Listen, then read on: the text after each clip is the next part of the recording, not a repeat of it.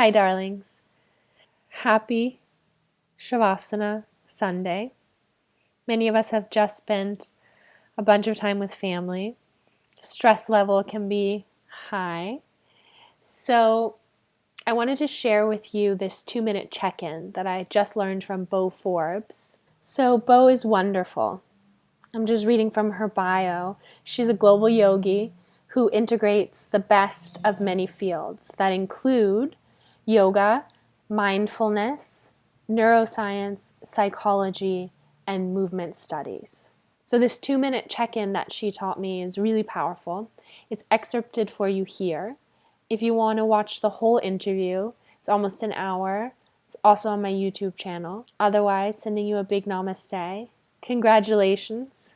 You made it through Thanksgiving. Christmas is coming. Practice Shavasana. I promise. It's a big help. So this tool is called the Practice Laboratory Check-in, and what that basically means is that everything we do all day long, both in our practice and outside of our practice, is part of a laboratory. We're always experimenting to see how does our environment impact our levels of stress, our embodiment, our capacity to connect and reach out and really, and not just sort of do the, hey, how's it going? Good, you? Good. But really to see other people and to feel that visceral connection with other people, that rich sort of spontaneous embodiment. So a lot of these tools are embodiment tools, and they may or may not fit into what people's idea of yoga is, because we do have this center that's around asana, and the Yeah. tools could happen there as well. But this tool is a tool that will enable people to really see, how does my asana practice affect me? So if I'm going to have a home practice, which is what you're invested in, what you're talking about now, how does doing this particular sequence impact my nervous system? How does it impact my physical energy? For example, a lot of people who are feeling depressed or who have seasonal affective disorder will often feel, okay, back bends and heart openers, that's Yeah. what I need. But if you're somebody with lethargy and fatigue in your physical body, but anxiety in your mind, you may do back bends or heart openers, and the mind starts kind of racing and getting really intensely anxious. And so, yes, the physical body is helped, but the mind is perhaps not. So, this check in allows us to make an inquiry into our practice. And also, if you're thinking as an empath, into how do other people affect my nervous system? Mm. The more that you check in and kind of know when your own stuff is going on and what that feels like inside of your mind body network, and then where do you feel it, the more you know when someone else's stuff has gotten in there. And Yeah. it's very easy practice once you differentiate to sort of kick out that other person's stuff and to really kind of just be left with your own, which is more than enough for most of us. So would you like to do the check-in? Yes, yes, yes. Yes. I'm excited. Okay. So I always feel that doing a check-in, if we think we need a quiet space and a yogic space, not the case. You can check in anywhere. If you're doing it in a car, just do not close your eyes. But so I would invite the eyes to close and also even the eyeballs to soften. And if closing your eyes, so for people with high levels of anxiety or kind of a need for vigilance, often feel better if the eyes are somewhat open. So you can gaze sort of, cast the gaze downward, but keep the head level. And then allowing the eyeballs once again to sort of become quiet and not so very active. And there's a very direct correlation between the seeing self and the thinking self and anxiety and nervous system hyperarousal. And where we're going is toward a connection with our very deep embodied self. So, in many ways, closing of the eyes is just another way of turning down the visual cortex so that we're really able to feel inside our own sensory intelligence, what's happening in our inner world. And then you can begin to breathe in and out slowly through your nose.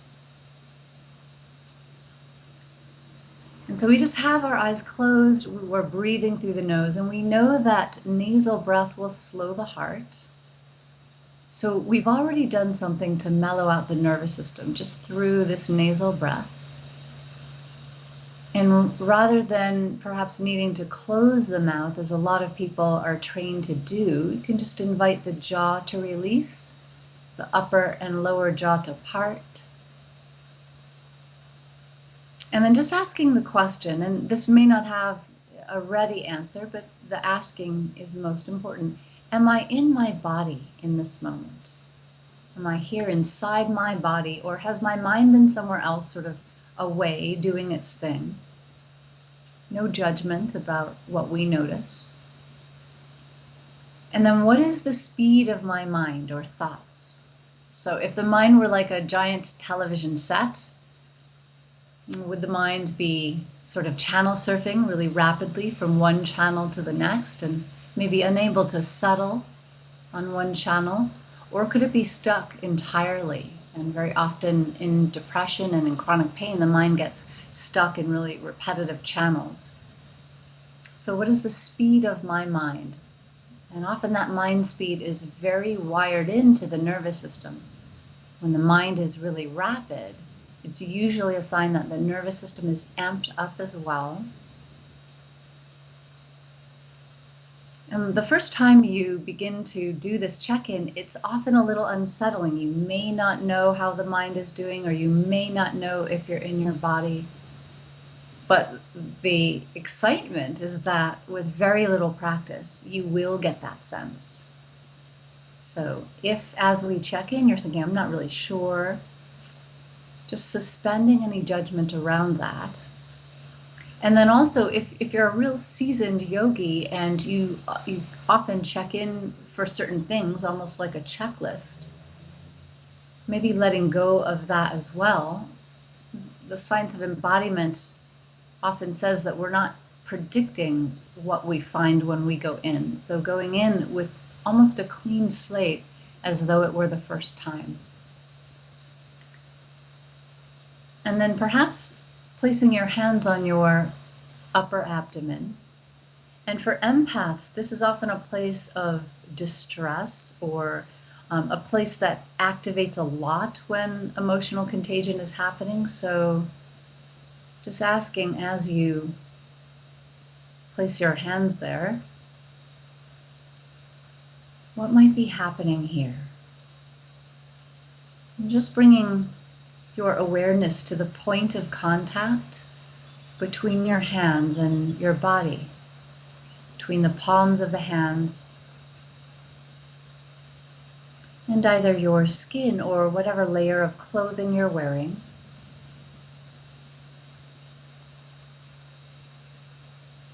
And then breathing into that point of contact, directing your breath to where the hands are, or even through your hands to the abdomen. And just asking, is there any tension or tightness or a sense of constriction here? Or maybe even, because this is also a place from which we often feel and incubate anxiety, do I have that little sort of flutter of adrenaline that something is wrong, or something has happened and I need to move into alert? And once you get to know that feeling, it's often super helpful in working as an empath. This is where we often feel clogged or leave the body or feel anxious. And then as you continue to breathe, just noticing, what is the energy of level in my physical body right now? Is my energy level high and almost to the point of fidgetiness or agitation? Or is it low? Am I really fatigued and lethargic? And this can also inform any practice that you do. It's lovely to do before a practice. Or is my energy level pretty much medium in this moment?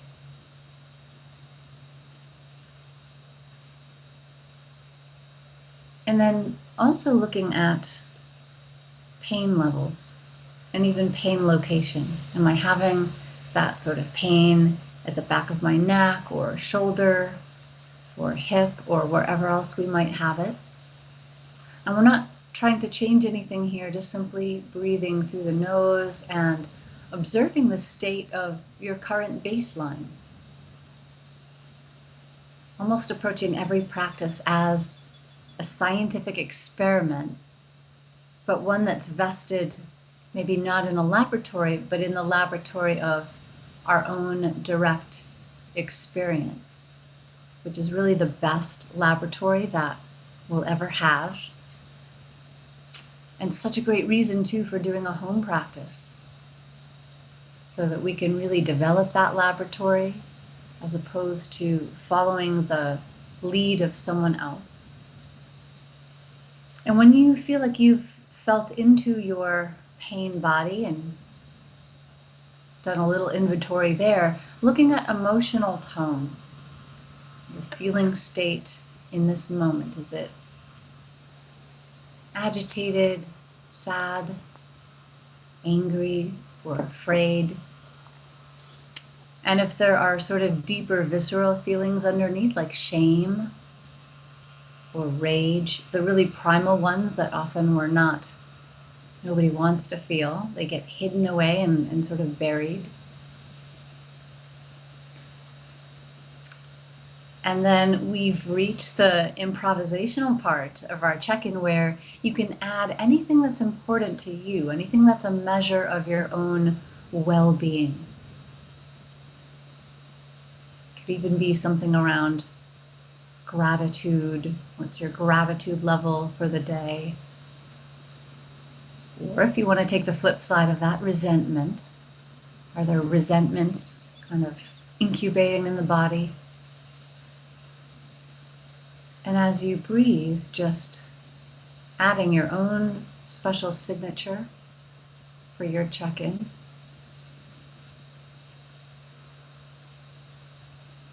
And then looking at what is the depth of my breath compared to what it was when I first came in.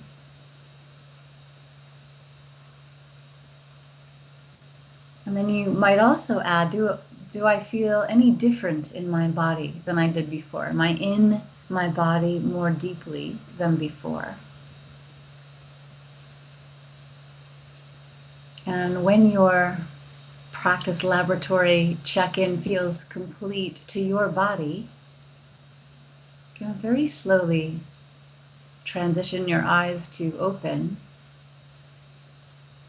And as the visual cortex starts to get more involved again, just kind of retaining that thread of connection to embodiment. And they really do, to some extent, they oppose each other a little bit.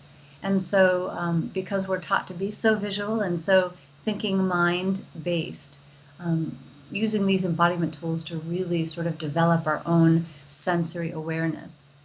And for me, that sensory awareness is just as intelligent as any other kind of intelligence that we have, if not sometimes more so, more connected to intuition. And the parts of the insula that this kind of embodiment connect with also are linked to compassion and empathy for others, as well as to the mindfulness centers of the brain. So, wow. That's really powerful. I really loved it. I love the idea that it's 2 minutes. It's not, it's something that's so direct and so powerful, but it's not 90 minutes. Because I have long thought that my generation of yogis is spoiled by this idea of 90 minutes or nothing, which is such a gift that there's a yoga studio in every corner and you can go practice.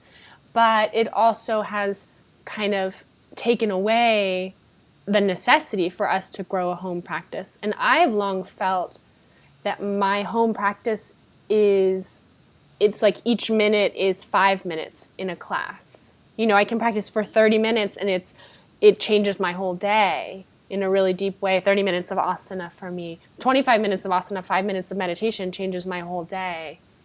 And I love this idea too. I'm going to incorporate this. I love this idea of just drops throughout the day before a meal or as a kind of transition to kind of say, okay, now this is done. Now I'm going to start this. I'm going to check in. Ooh, you said so many beautiful things, and